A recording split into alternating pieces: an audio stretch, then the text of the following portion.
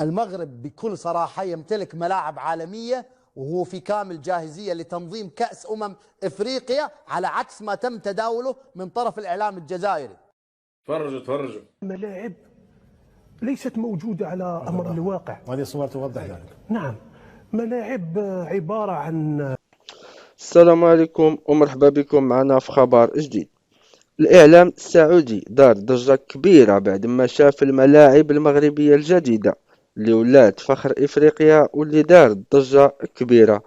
ففي هذا الفيديو غادي نشوفوا كيفاش الإعلاميين السعوديين صدموا الجزائر بكلام جد قوي. فما نطولش عليكم، خليكم مع الفيديو ونتلاقاو في النهاية ديالو. فوتوشوب وأقلام تلوين وضعت في حبر على ورق.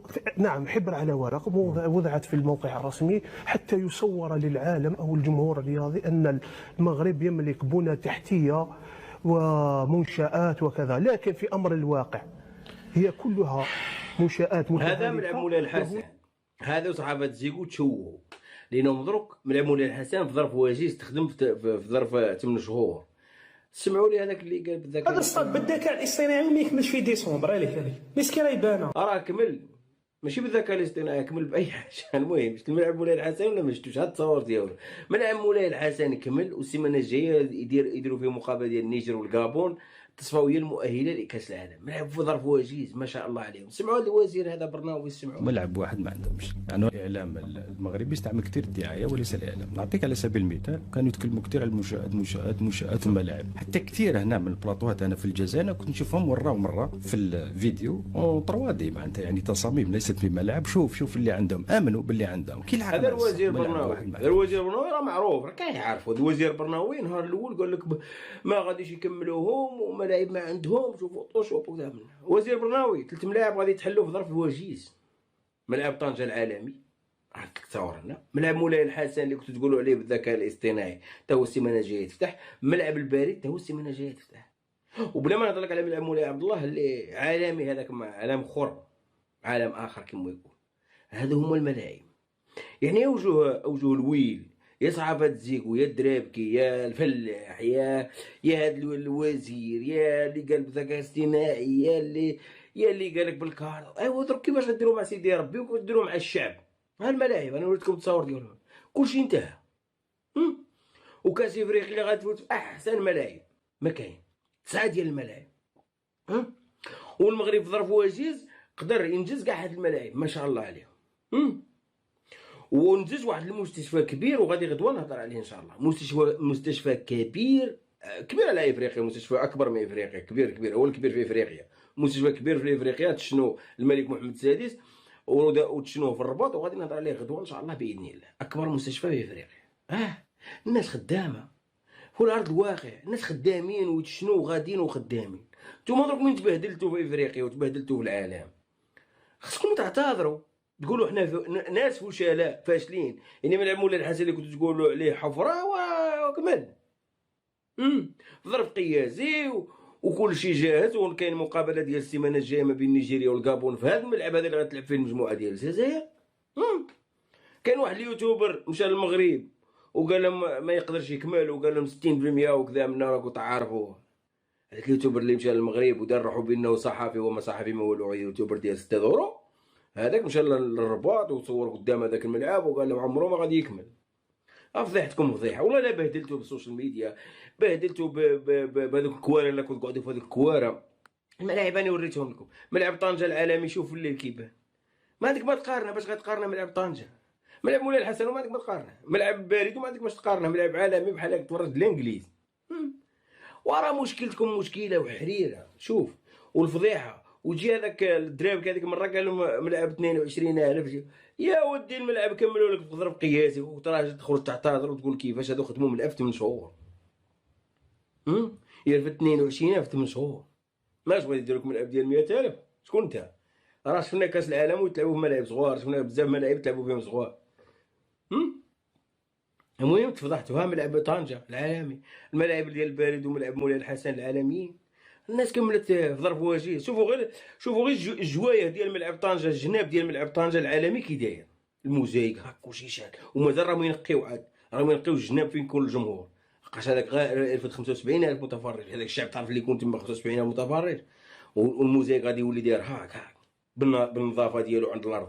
شوف التصاور ديالي، حطيت لكم التصاور ديالي، اتبهدلتو والله الا تورقتو ما لا تبهدلتو. راه كامل نتوما حاضرين المغرب تا كاع راكم ديريكت، العمال والمهندسين المغاربه والشركات المغربيه كاع راكم ديريكت.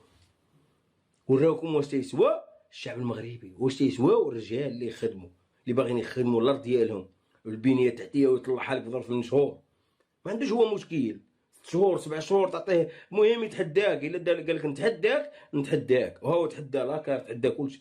دوك لاكاف تنحاني نورمالمون. هاد لاكاف والفيفا تعرفوا بهم اش على بالك انفانتينو دخل طنجه حل فمو. درك من غادي يتحل وتلعبوا فيه 2 مقابلات الموزمبيق واوغندا.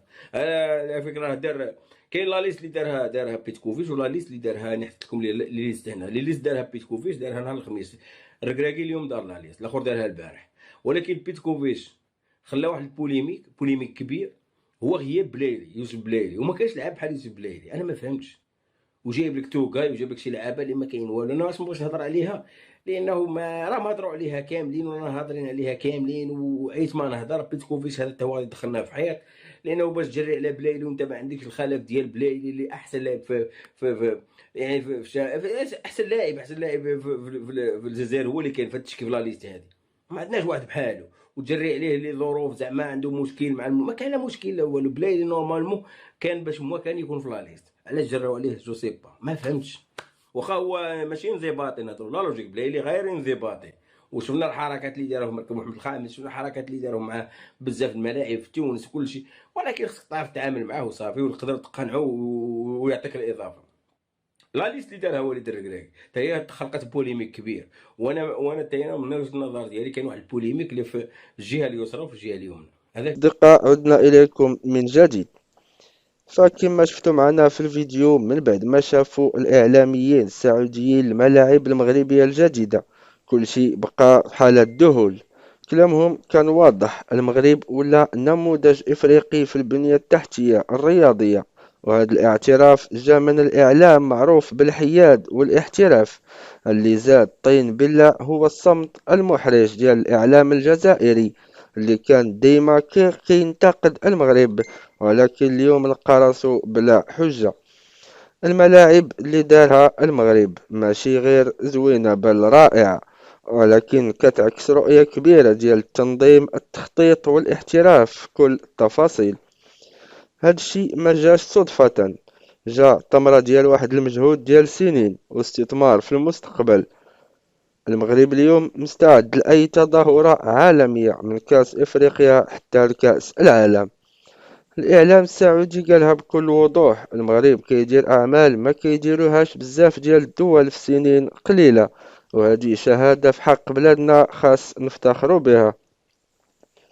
أما الجزائر خاصها تفيق وتشوف أن المقارنة ما بقاتش في صالحها، لأن المغرب ولا في العالم الآخر في المشاريع والتنمية.